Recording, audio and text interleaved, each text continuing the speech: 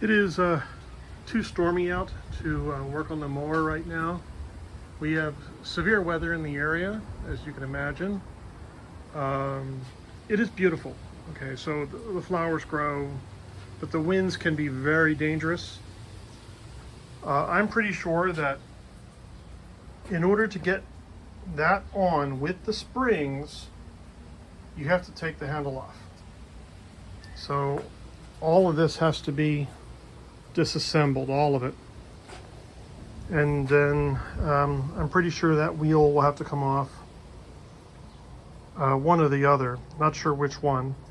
But in order to do all this, I'm going to have to get out the sawhorses and then put this up on blocks so that the wheels are suspended. And then I can take the wheels and the handle apart and disassemble this whole thing.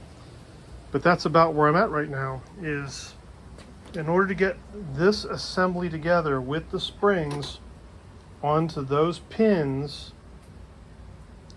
there has to be more distance. So this has to be moved that way, or that has to be moved that way. And then once the part is in place, everything has to come back together. And that's the only way that that's going to go back on. So this Craftsman mower,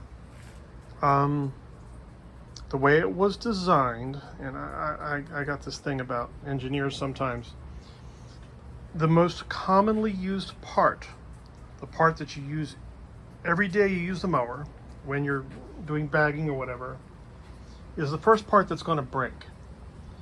And the way this was designed was the first part that's going to break, most likely, is going to be the most impossible to repair, which means you have to throw away the mower and buy a new one because that's broken.